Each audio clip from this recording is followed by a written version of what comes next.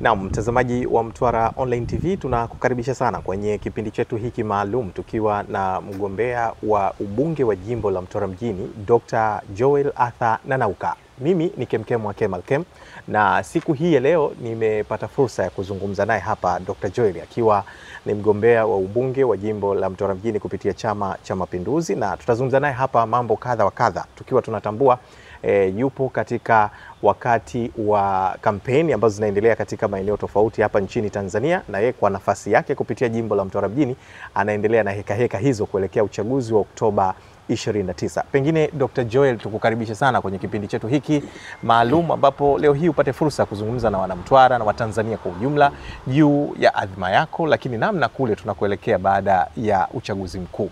Karibu sana. Asante sana Kemkem. Nashukuru sana kupata nafasi mara nyingine ya kuzungumza na wanamtwara, lakini pia na walioko nje ya Mtwara. Ndio. Hasa kuelekea katika upigaji wa kura, lakini ilani ninachozungumza na yale ambayo tunapanga kufanya wananchi watakapotupa ridhaa. Umekuwa na ndoto pevu sana katika miaka mingi ya uwepo wako, lakini moja miongoni mwa ndoto kubwa ni kuwatumikia wanamtwara.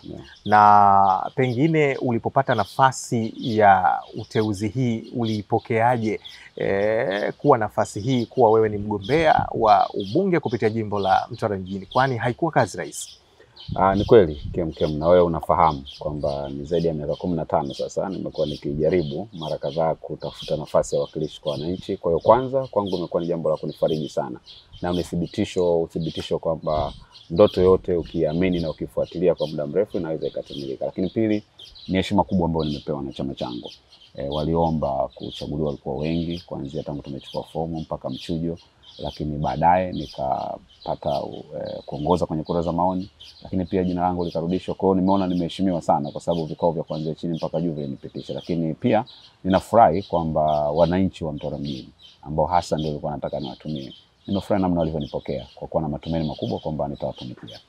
Naam, labda pengine ndugu Joel Arthur Nanauka, tunapotazama jimbo la Mtwara mjini ni miongoni mwa majimbo ambayo yana fursa nyingi katika mkoa wetu huu wa Mtwara, lakini kwa nafasi nyingine kuna miradi gani ya kimkakati inayoenda kutekelezwa Mtwara kwa miaka 5 ijayo? Kama historia inavyoonyesha, Mtwara ni mji ambao uliandaliwa kuwa ni mji wa kiuchumi kuanzia tangu vita ya pili ya dunia. Tunakumbuka mradi mkubwa wa karanga ulikuwa unaitwa Tanganyika Groundnut Scheme ambao ulisababishwa reli jengwe hapa mpaka Nachingwea. Lakini tunafahamu pia kwamba mji wa Mikindani ulikuwa ni mji wa kibiashara kwa miaka mingi mpaka pale ulipohamishwa kwa Mtwara mjini miaka 1971. Kwa hiyo kiuasili mji wa Mtwara uliandaliwa kuwa ni mji wa kimkakati, na ndio maana mwaka 2004 aliyekuwa rais wa Tanzania ambaye alitoka kwa Mtwara, hayati Benjamin William Mkapa, aliandaa kitu kinaitwa Mtwara Development Corridor, ikiwa ni njia ya kuifungua Mtwara kiuchumi ili iweze kufaidika na rasilimali zinazopatikana hapa, lakini tuhudumie nchi zetu jirani. Kwa hiyo katika hiyo kulikuwa kuna roadmap ambayo mimi nitakapopata nafasi ya uwakilishi, ni moja roadmap ambayo nitaitumia sana.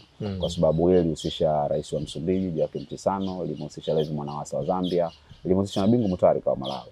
Na walipotengeneza ile Mtwara Development Corridor iligusa miradi mikubwa ya kimkakati ambayo iligusa barabara, iligusa ambayo Dar es Salaam Kibiti Lindi inaitwa, iligusa madaraja ambayo unaona kama lile daraja ambalo liko pale Kibiti, lakini iligusa barabara za kimkakati zikiwemo zile ya kutoka Masasi kwenda Nanyumbu na daraja la Umoja ilikuwa katika huo mradi. Sasa baada ya kutekeleza hapa katikati kama kidogo ule mradi ulisaulika wa Mtwara Development Corridor. Component zingine hazikuguswa. Tunaona amekuja kuzigusa sana Daktari Samia alipopata nafasi ya urais. Na hii inazungumza barabara za kiuchumi ambazo tayari zimeshaanza kufanywa kazi, lakini yako maeneo mengine ambayo yameainishwa katika ilani ambayo na mimi sasa ndio nitakwenda kusukuma kama miradi ya kimkakati. Moja ni uendelevu na utumiaji wa bandari yetu kiuchumi sasa, ambao utapata nafasi ya kuzungumza namna ambavyo inaweza kuleta matokeo. Uwekezaji umefanyika, lakini dhamira ya bandari sio kuhudumia na Mtwara tu. Dhamira ya bandari ni kuhudumia mataifa jirani kama ya Malawi, Zambia, mafuta yao, mizigo yao iweze kusafirishwa hapa. Lakini pia tufanye biashara nzuri pia na watu wa Komoro pia. Lakini eneo lingine, mradi wa kimkakati mwingine ni uwanja wetu wa ndege. Tunaona tayari awamu ya kwanza upanuzi umefanyika, na sasa runway ya utoaji wa ndege ni kubwa inaweza kufanana na viwanja vikubwa kama Kia pamoja na kiwanja cha Dar es Salaam. Kwa awamu ya pili inataka upanuliwe uwanja, kwa maana kujengwa jengo la abiria linaweza kubeba zaidi ya watu 500 kwa wakati mmoja, na uwanja wetu uweze kuhudumia zaidi ya watu 1,000,000 kwa mwaka mmoja. Maana yake inajengewa uwezo. Lakini eneo lingine lilikuwa ni eneo la umeme. Tunafahamu issue ya gesi hapa tulizungumza sana kwa miaka mingi. Habari njema ni kwamba mtambo ulikuwa unafua gesi pale Ubungo sasa hivi umeshatolewa, uko pale Ihari, utakuwa unafua gesi yetu hapa ili kuhakikisha kwamba tunapata umeme wa kutosha. Na dhamira ni kwamba katika miaka 5 ijayo tuweze kuzalisha angalau megawati 300 ambazo zinaweza kuruhusu pia viwanda viweze kuanzishwa na kufanya kazi hapa. Lakini mradi mwingine wa kimkakati ni mradi wa reli ambao mgombea urais amekuwa akizungumza. Reli na dhamira yake ijengwe kuanzia bandari ya Mtwara iende mpaka Mbamba Bay, na ikifika pale Mbamba Bay manake itakuwa inaweza kuhudumia kwenda Malawi na Zambia. Lakini ikitoka pale kuwe na tawi lingine linaloenda Ludewa ambako kwenyewe kuna machimbo kule ya Liganga na Mchuchuma ambayo yanachimba makaa mawe pamoja na madini chuma ambayo yatakuwa yanasafirishwa pia kupitia bandari yetu ya Mtwara. Na kwa sasa hivi kuna bandari ya Mgao ambayo zaidi ya bilioni 400 zimewekwa pale ili iweze kutumika katika mizigo tunaita debt cargo iweze kutumika pale. Kwa hiyo reli pia ni uchumi mkubwa ambao utakuja kufungua Mtwara pia. Kwa hiyo hii ni baadhi ya miradi mikubwa sana, pamoja na daraja la Kilambo ambalo litajengwa hapa kwa ajili ya kuunganisha sisi na Msumbiji tuweze kufanya biashara. Kwa hiyo katika ilani ndio mikakati na miradi mikubwa ambayo iko, ambayo mimi pia kama mwakilishi wa wananchi ndio vitu ambavyo nitakwenda kuvisimamia viweze kutekelezeka. Naam, labda pengine Dr. Joel, sasa miradi hii inaenda kuwanufaisha wananchi kwa namna gani? Kwa sababu umezungumza hapo miradi mingi mikubwa ya kimkakati ambayo kimsingi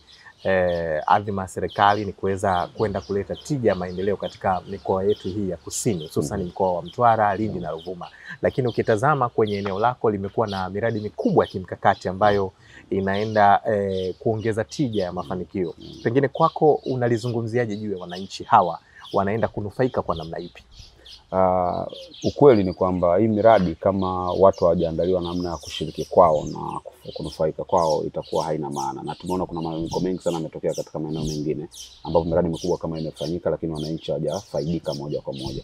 Kwa hiyo hii miradi ina faida kubwa zifuatazo. Moja, itaongeza mzunguko wa pesa katika eneo letu kwa sababu hii miradi inahusisha utoaji wa huduma mbalimbali na tenda mbalimbali ambazo zitakuwa zinatolewa ili watu waweze kushiriki. Kwa hiyo mimi kama mwakilishi wa wananchi, eneo la kwanza nao liangalia ni namna gani watu wetu wanaandaliwa kuwa sehemu ya ushiriki wa miradi kwa maana ya kufaidika kifedha ambazo wanaweza kuzipata kupitia miradi.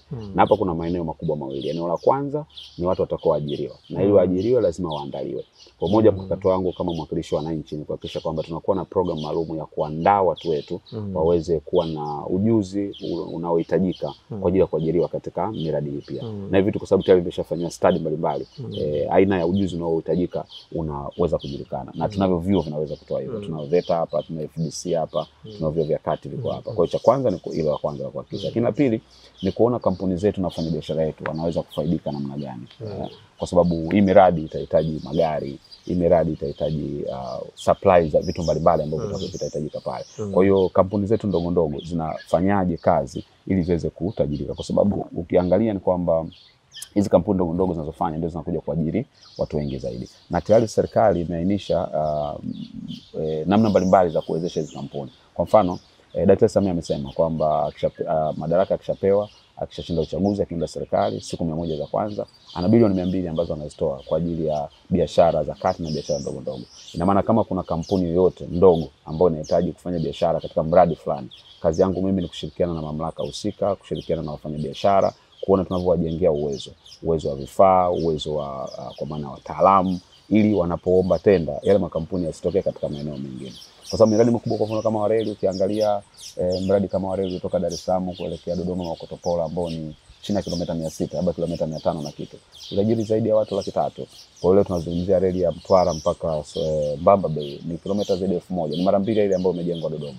Kwa maana yake ni kwamba kuna ajira nyingi sana zitaweza kuzalishwa. Kwa hiyo katika maeneo ambayo nayaona, ya kwanza ni kuandaa watu wetu kwa ajili ya fursa za ajira ambazo sio lazima iwe ajira ya ofisini. Kuna ufundi utahitajika, kuna welders wa kuchomea watahitajika, kuna mafundi mabomba watahitajika. Hao lazima tuwaandae pia. Ndio maana kupitia ofisi yangu kama mbunge na kushirikiana na program za serikali Nitaweka msukumo kubwa sana katika. Lakini la pili nilo kuwezesha kampuni zetu ili ziweze kuwa na uwezo wa kutoa huduma sawa sawa na standards ambazo zimewekwa kwa ajili ya makampuni ambayo yanakuja pia. Naam, lakini Dr. Joel, tukitazama Mtwara mjini ni miongoni mwa maeneo ambayo hata wananchi wake wameanza sasa kuimarika kwenye elimu, na tukizungumza pengine kuna mkakati upi wa uwezeshaji wa kiuchumi kwa wananchi ambao umejaribu kulenga, na ni makundi yapi ambayo utayafikia ili kuweza kuhakikisha wananchi hao wanawezeshwa kiuchumi ili waweze kuimarika katika kuleta tija maendeleo katika miaka yako mitano ya ubunge?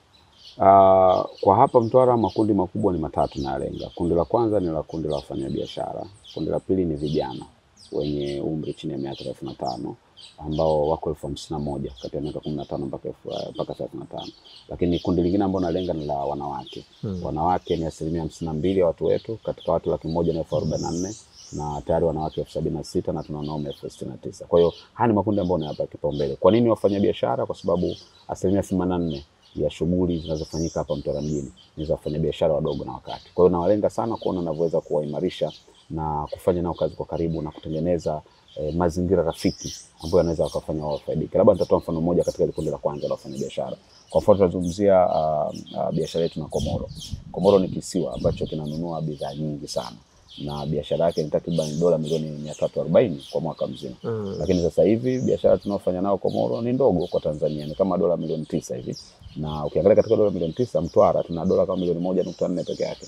Lakini kwa nini sisi hatufanye biashara vizuri na Komoro wakati sasa hivi Zanzibar wanafanya biashara kubwa na Komoro kuliko Mtwara?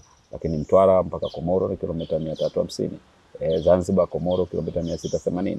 Kwa nini wao waweze kufanya hivyo? Kwa hiyo ndio maana unaona katika ilani moja kitu kimezungumzwa ni ujenzi wa meli ambayo itakwenda Komoro ya mizigo. Kama tumeona MV Mwanza imetengenezwa sasa hivi ambayo inaweza kubeba tani 400 kwa wakati mmoja. Kwa hiyo tunataka ijengwe meli hapa tufanye biashara na Komoro. Na Komoro wananunua vitu ambavyo sisi tunavyo. Wananunua nafaka. Bidhaa kwanza wanaagiza ni mafuta ambayo sisi pengine hatuwezi kuwapatia kwa sababu hatuchimbi mafuta hapa. Lakini wanaagiza nafaka. Nafaka wanaagiza na mahindi, wanaagiza mchele, wanaagiza maharage. Yanapatikana Songea, yanapatikana Iringa, yanapatikana Mbeya, anaweza kapita hapa tukawasafirishia. Lakini wanaagiza sana simenti, na sisi tuna kiwanda kikubwa hapa cha simenti. Kwa hiyo na bidhaa zingine ambazo hadi sulfur wanaagiza Komoro. Kwa maana yake bidhaa nyingi ambazo wanazihitaji sisi tunaweza tukawapatia. Kwa hiyo tunafanyaje kufanya wafanyabiashara wetu wafaidike na hizo biashara kwa kuwajengea uwezo na kutengeneza mazingira mazuri ambayo yanaweza wakafanya wapate faida. Na mikopo ipo, serikali imeandaa mikopo kwa ajili ya wajasiriamali wadogo. Tuna mikopo inatolewa na NMB sasa hivi wa 7%. Lakini kama nilivyosema kuna mfuko maalum wa wajasiriamali na wafanyabiashara wadogo ambao utaundwa kwa ajili ya kuwasaidia kufanya hivyo. Lakini akina mama ukiangalia kwa Mtwara kama nilivyosema wako wengi, na hata ukipita barabarani unawaona wanajishughulisha na shughuli nyingi sana. Na mimi kundi ninalolenga sio tu lile ambalo lina uwezo wa kupata mikopo katika taasisi za kifedha. Kuna kundi kubwa la kina mama ambalo wameshindwa kupata access kwa kupata mikopo katika taasisi za kifedha kwa sababu ya mitaji yao na biashara zao hawajazirasimisha. Na moja ya lengo la ilani ya mwaka huu ni kuona kwamba 50% ya ajira zinazotengenezwa zinatoka katika ajira rasmi. Kwa sababu ile iliyopita tuliona katika ajira 880,000 zilizotengenezwa, 14% tu ndio zilikuwa katika ajira rasmi. Kwa hiyo tunataka safari hii ajira rasmi ziwe nyingi kutoka katika haya makundi pia. Kwa hiyo moja ya kitu ambacho nalenga ni kuona nashughulika vipi na haya makundi. Kwanza katika maeneo makubwa matatu. Moja, kuwapatia mafunzo. Wao unajua mimi ndio taaluma yangu, ndio kitu ninakuwa nikifanya economic empowerment. Kwa kuwapa mafunzo, kuwapa taarifa, maarifa yatakayowasaidia. Lakini pili, kuwasaidia katika vifaa. Kuna wamama labda wanajishughulisha na mwani, wanahitaji mashine za kuchakata mwani, wanahitaji maboti kwa ajili ya kwenda kwenye kufanya hizo shughuli. Kuna wakina mama labda wanashughulika na kutengeneza unga wa lishe, wanahitaji kuna vifaa ambavyo wanavihitaji katika zile kazi zao za kawaida. Alafu tatu ni uwezeshaji katika fedha ambao utakuwa kwa ajili ya kuongezea mitaji. Tukishamaliza haya matatu, maana yake tunaweza tukaangalia namna ya kuwasaidia kupata masoko. Lakini kwa upande wa vijana na wenyewe ni hivyo kwamba moja, tuwapatie mafunzo yaliyo rasmi na yasiyo rasmi ya ujasiriamali. Lakini pili pia ilani imeelekeza kuna kitu kitatengenezwa kinaitwa industrial sheds. Inatengeneza mitaa ya viwanda katika wilaya mbalimbali. na ni moja pia njia moja hapa kutengeneza ajira, na viwanda hivi vitalenga bidhaa zinazopatikana katika eneo husika. Kwa hapa kwetu inawezekana ikawa ni kuchakata korosho, inawezekana ni kutengeneza mabibo yakatoa juisi ya mabibo, au inawezekana ni kuprocess samaki au kuprocess mwani tukatengeneza unga au tukatengeneza mafuta yanayotokana na mwani. Kwa hiyo nataka tuwafanye vijana wawe busy na shughuli za kiuchumi, bila kusahau uchumi bahari ambao uchumi wa blue ambao umeajiri watu wengi. Zanzibar wana zaidi ya watu 38 wameajiriwa katika uchumi wa blue. Mimi ninaamini kwamba tutakapokaa vizuri nitashawishi vijana pia tupate wachache waende kujifunza pia, waone namna ambavyo tunaweza tukafuga kaa, tukafuga majongoo, tukafanya biashara ya kisasa katika eneo zima la uvuvi. Kwa hiyo hayo ndio makundi ambayo mimi nayalenga katika mkakati wangu. Naam, mtazamaji wa Mtwara Online TV, kama tulivyosema kwamba tunaye Dr. Joel Arthur Nanauka. Yeye ni mgombea ubunge wa jimbo la Mtwara mjini kupitia Chama cha Mapinduzi, na hapa tunafanya mazungumzo naye hapa moja kwa moja, tukitamani kufahamu yale ambayo ana kiu nayo katika kuyatekeleza endapo atapokuwa mbunge wa jimbo hili la Mtwara mjini. Kwa namna nyingine, Dr. Joel, tumeshuhudia wana Mtwara wamekuwa na kiu kubwa sana kuhusiana na miundombinu ya barabara pamoja na mifereji. Wakati wa masika kumekuwa na changamoto kubwa sana, na tumeshuhudia katika mikutano yako ya kampeni umekuwa ukijinasibu. Sisi wanahabari tunasema ukijinasibu kwa sababu bado hujafanya. Ukizungumza na kueleza ni namna gani unaenda kutatua changamoto hizo. Pengine mkakati wako ukoje katika kuhakikisha miundombinu ya barabara pamoja na mifereji katika eneo letu hili au katika mji huu inakuwa himilivu na inakuwa rafiki, ili kuhakikisha wananchi hawa wanapata huduma iliyokuwa stahiki kwa wakati mzuri bila bugu za aina yoyote? Unajua kujinasibu kwangu kutokana pia na aina mgombea urais ambaye tunaye, ambaye amekuwa ni mtekelezaji wa vitendo katika vitu ambavyo anaahidi na kusema. Na swala la changamoto ya miundombinu analijua vizuri sana, kwa sababu kabla hajaingia madarakani Daktari Samia alikuta bajeti yetu ya TARURA ni bilioni 1.7. Alivyoingia madarakani mwaka 2021 mwezi Machi akaongeza kwa 88%, akatuongeza bilioni 1.5 zaidi. Kwa sasa hivi wanapata bilioni 3.2. Hiyo tu yenyewe tayari inaonyesha kwamba huyu mgombea anatujali sana na Mtwara na anajali sana kuhusiana na miundombinu Mtwara. Na ukiangalia katika ilani imeelekeza kuhakikisha kwamba barabara zote za muhimu zinapitika nyakati zote katika miji husika, ikiwemo kuboresha barabara. Sasa hapa Mtwara kama ulivyosema tunazo changamoto, na kuna mambo mawili ambayo mimi naangalia. Moja, kuongeza mtandao wetu wa barabara hasa za lami. Katika zaidi ya kilomita 354 ambazo tunazo hapa, ni chini ya kilomita 60 ambazo ni za lami sasa hivi. Kwa hiyo dhamira yangu ni kuona tunaongezaje mtandao wa lami katika mji wetu. Na ziko barabara tayari zimeshafanywa mapping. Ukienda Tandika utakuta barabara 5, ukienda leo utakuta kuna barabara iko pale, ukienda Magomeni tuna barabara zaidi ya kilomita 2 iko pale. Kuna barabara nyingi sana, ukienda Chuno tuna barabara zile, kuna barabara ambayo tutaichonga, tutatengeneza lami kuelekea katika hospitali ya wilaya. Kwa hiyo cha kwanza ni kuhakikisha kwamba ile budget ambayo umetuongezea tunaitumia vizuri na kwa usimamizi mzuri. Lakini eneo la pili la msingi zaidi ambalo umeligusia ni changamoto hii ambayo ya kimiundombinu, hasa mifereji inayosababisha maji yaingie katika nyumba za watu, ambayo hii imesababishwa na ukuaji wa mji. Mji wetu ni kati ya miji ambayo inakuwa kwa kasi sana. Kwa hiyo ujenzi unapoendelea, njia za maji zinabadilika na kumekuwa na changamoto. Lakini uzuri, serikali imekuwa na mkakati wa kuboresha miundombinu iwe ya kishindani katika miji na majiji mbalimbali. Na awamu ya kwanza kulikuwa na miji 12, awamu ya pili tuliingizwa sisi katika miji 15. Na hivi ninavyozungumza tayari tulishapitishwa bajeti ya bilioni 27.4 ambayo ililenga katika mambo mengine tutakayofanya, lakini pia ili swali liligusa lilizungumzwa pia. Na utakumbuka alipokuja mgombea urais kuzungumza katika uwanja wa Chikongola, nilipopewa nafasi ya kuzungumza niliongea, nikamwambia kwamba tuna changamoto ya nyumba za watu kuingiliwa na maji. Tunashukuru kwa awamu ya kwanza, lakini ningetamani pia maeneo mengine nikayataja kwa majina, maeneo mengine kama vile Chuno, Magomeni, Ufukoni, Chikongola, Mtonya, Raha leo na yenyewe akumbuka. Nachoshukuru kwa sababu kama tunavyosema ni rais msikivu, ni mtu ambaye anajali maisha ya watu. Alipoongea katika hotuba yake alilijibu na akasema kabisa kwamba amesikia nilichokiongea na anakipa kipaumbele. Kwa hiyo ni matumaini yangu kwamba hii changamoto ambayo imekuwa muda mrefu tutaifanyia kazi. Na hii sio tu kwa kutumia rasilimali za kitaifa, lakini pia mimi nitakuwa mmoja wa madiwani. Naamini inatakiwa ile jambo la dharura sana.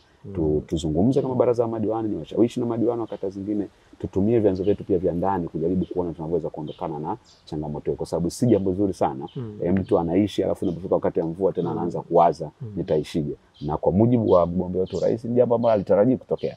Kwa naamini tu sio wakilishi lakini pia kwa maana ya viongozi wa serikali watakuwa wamelichukulia kwa uzito sana, ili isiweze kutokea tena, kwa sababu haitakuwa picha nzuri amezungumza alafu tena alione tena linaendelea kutokea. Naam, labda Dr. Joel, tukiwa tunaendelea kwenye mahojiano yetu, tumeshuhudia kwamba serikali ya Jamhuri ya Muungano wa Tanzania imewekeza fedha nyingi sana kupitia bandari ya Mtwara, na mabilioni ya fedha yamewekezwa pale. Imewekwa miundombinu mizuri katika kuimarisha hali ya usafirishaji wa mizigo, upakuaji, alikadhalika katika kuhakikisha bandari ile inakuwa ndio tija kwa tunu kwenye upande wetu.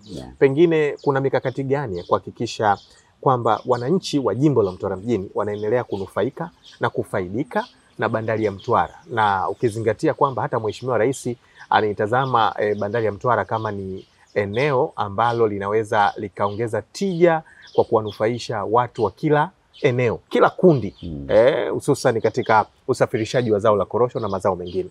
Kwako unauona kuna mkakati gani ambao utaenda kuendelea kuwanufaisha na kuwafaidisha wananchi wa jimbo la Mtwara mjini?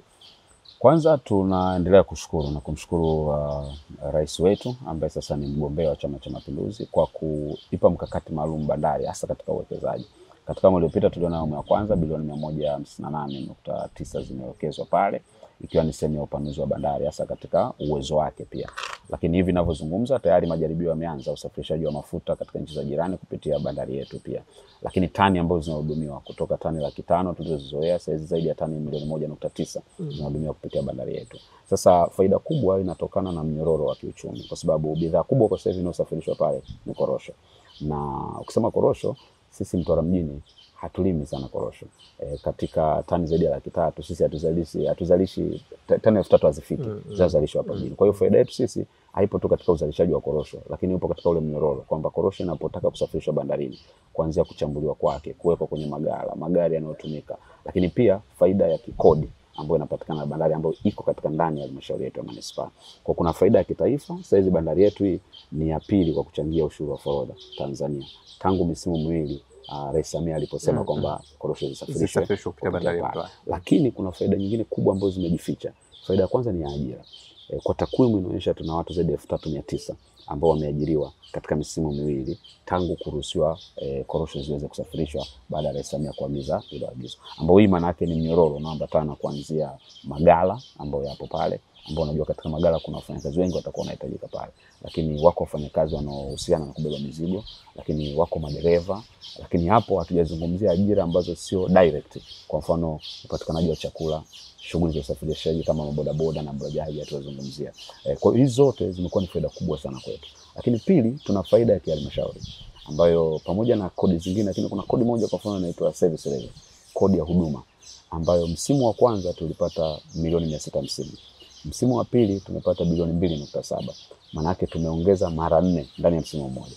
Maana yake kama trend hii itaongezeka, ina maana misimu miwili mitatu inawezekana bandari yetu ikatupata bilioni 8 au bilioni 10 pengine inawezekana. Hapo maana yake inaweza kuwa ni 30% ya bajeti nzima ya halmashauri yetu pia.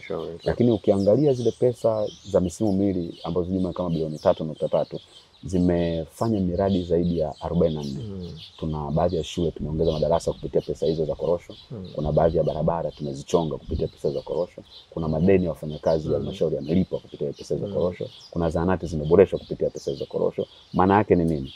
Maana yake kama bandari yetu itaendelea kufanya kazi vizuri, tunaongeza kipato, chanzo kingine cha kipato ambacho hatukuwa nacho. Maana yake hii itasababisha sasa wafanyabiashara wadogo wadogo wasiendelee kubanwa na kuongezewa vikodi vidogo vidogo ambavyo vinawafanya mazingira ya biashara yawe magumu.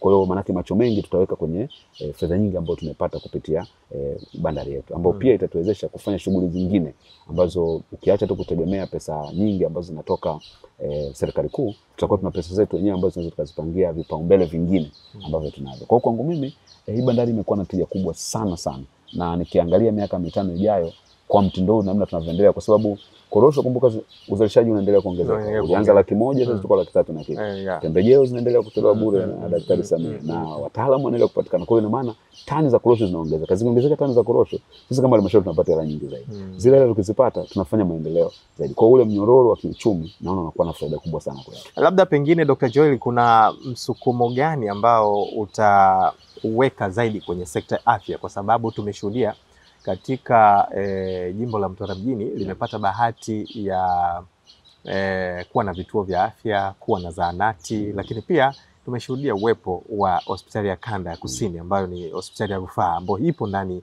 ya jimbo lako na ipo ndani ya kata ya Mitengo. Pengine kuna msukumo gani katika sekta ya afya unaenda kusukuma ili kuhakikisha wananchi hawa wa jimbo lako la Mtwara mjini, endapo utakapopata ridhaa, wataenda kunufaika na wataenda kuziona zile changamoto zilizokuwepo kuwa zimeepukika? Kwanza katika eneo hilo ni huduma inayohusiana na mama na mtoto. Kama nilivyosema, wanawake kwetu ni wengi, lakini tumekuwa tuna changamoto kubwa sana katika eneo hilo ambazo tunahitaji kuzizingatia. Kwa hiyo katika vituo vyetu vya afya na zahanati tutaongeza majengo ya huduma ya mama na mtoto. Kwa hapa tunazungumzia zahanati ya Chuno, tunazungumzia zahanati ya Ufukoni, ili kuhakikisha kwamba tunaendelea kuleta huduma hasa kwa wanawake karibu na wao pia. Lakini eneo la pili ni kumalizia ujenzi wa hospitali yetu ya wilaya ili iweze kufanya kazi pia. Sasa hivi tunazo zahanati na vituo vya afya kama nilivyosema, lakini tumepata pesa nyingi za kuanzisha hospitali yetu ya wilaya. Bado haijakamilika, lakini imeanza kutoa huduma kidogo. Kwa hiyo moja ya kazi ambayo nataka nisimamie ni kuona kwamba inakamilika kwa wakati, kwa maana vifaa tiba, lakini pia wahudumu wa afya. Kwa hiyo ili kutengeneza mazingira rahisi ya wananchi pia kuweza kutibiwa. Sambamba na hiyo hospitali, maana yake tutazungumzia pia barabara zinazokwenda katika hospitali. Kutokea Mikindani kilima kile ambacho utakumbuka kuna ajali ilitokea wanafunzi pale. Tayari karibu mita 700 zitawekwa lami pale ili kuhakikisha watu wanapotoka waweze kwenda kupitia njia ile kwenda hospitali kule. Lakini kutokea njia panda ambaye pia tuweke kilomita kadhaa pale za lami zitawekwa kwa ajili ya kutufikisha kule. Kwa hiyo kuhakikisha kwamba mazingira hospitali yanakuwa mazuri kwa maana vifaa tiba, majengo yanakamilika, lakini huduma afya. Lakini eneo la tatu nataka niweke mkazo ni eneo la hospitali ya rufaa. Hospitali hizi ziko 6 tu Tanzania na sisi tumependelewa sana. Baadhi ya vifaa vinavyopatikana hapa huwezi kuvipata isipokuwa Muhimbili na Benjamin William Mkapa. Sasa hivi tuna madaktari bingwa 8 walioko pale, lakini tunahitaji madaktari bingwa zaidi. Kwa hiyo moja ya hoja ambazo nitaenda kuziwekea mkazo ni kuona kwamba katika ngazi ya kitaifa sasa tuendelee kupata madaktari bingwa ili baadhi ya matatizo ambayo tunakutana nayo wasilazimike kusafiri na kwenda nje ya Mtwara. Na hilo linawezekana kwa sababu moja ya kitu Daktari Samia ameahidi kwamba atakapoingia siku 100 za kwanza atatoa ajira kwa hudumu wa 5,000. Katika hao nina uhakika watakuwepo wa kutosha kuja Mtwara kwa sababu tutakwenda kujenga hoja hiyo sana. Naam, labda pengine kwenye sekta ya elimu ikoje hii nayo pia? Msukumo gani unauweka kwenye sekta ya elimu? Kwa muda mrefu jimbo letu linaonekana tuko nyuma kielimu. Ingawa hapa katikati tumeendelea kuwa bora zaidi. Katika elimu kuna maeneo yafuatayo. Kwanza, uongezeko la shule za sekondari. Kwa sababu wanafunzi wengi wanaomaliza shule ya msingi wanaonekana hawapati fursa za kwenda sekondari. Kwa hiyo tunataka tujenge sekondari 4 ambazo zitaongeza wigo wa wanafunzi wetu kupata nafasi. Pili, kuongeza shule za form 5 na 6, kidato cha 5 na cha 6. Kwa muda mrefu tumekuwa tukitegemea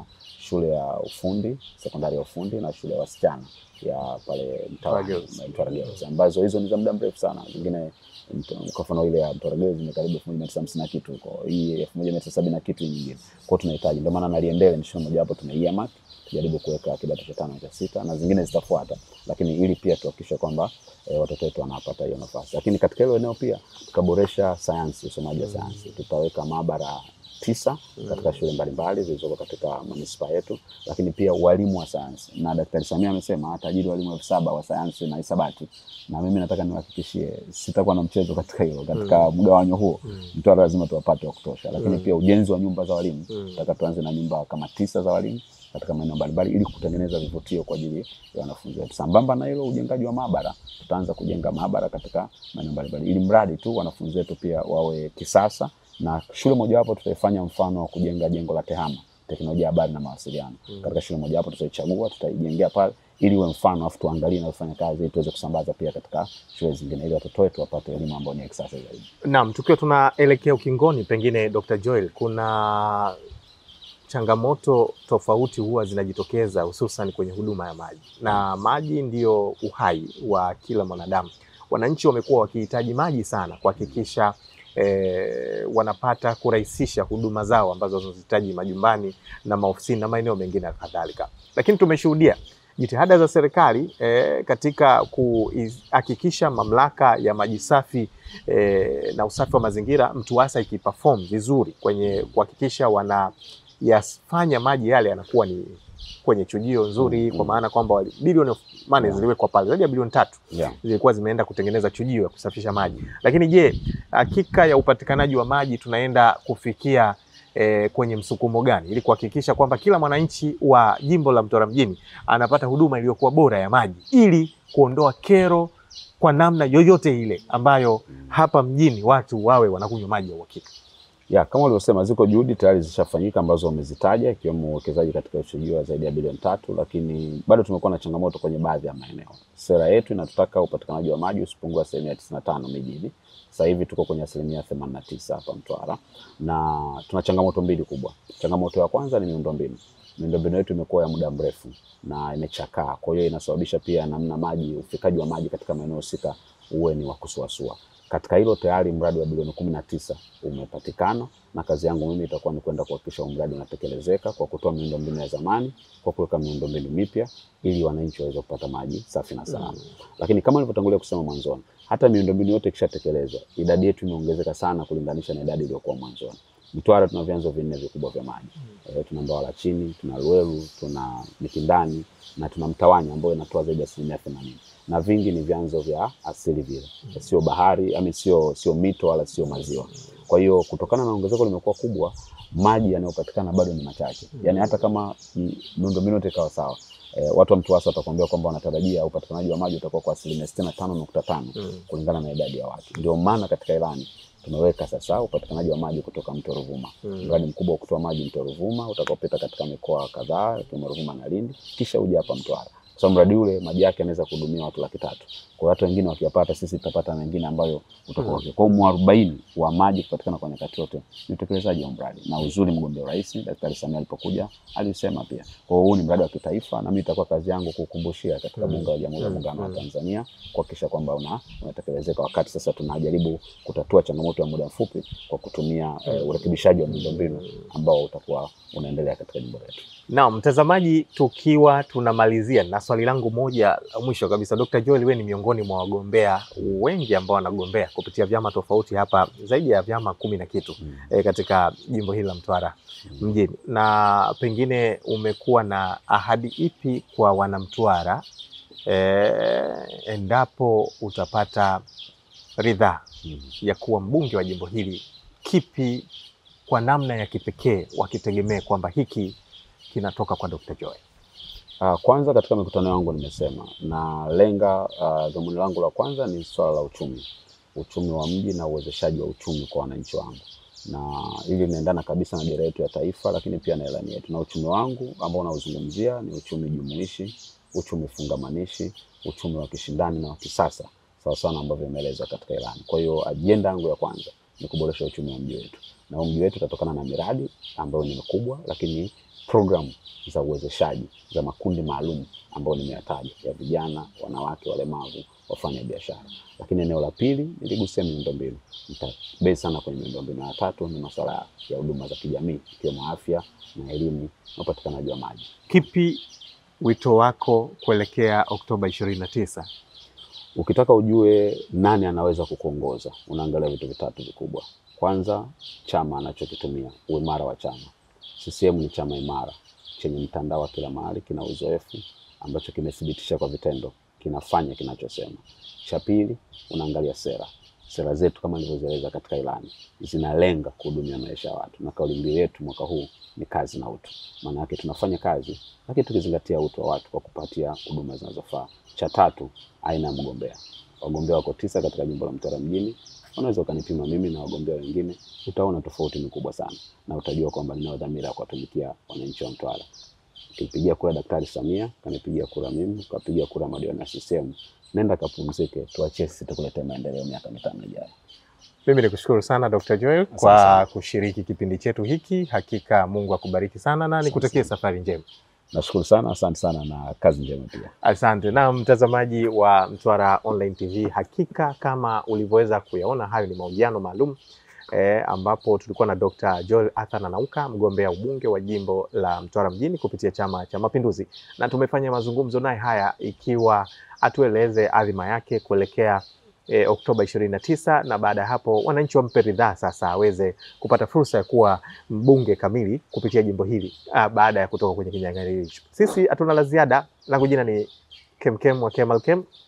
Nikutakia siku njema, na hii ni Mtwara Online TV, habari kiganjani kwako.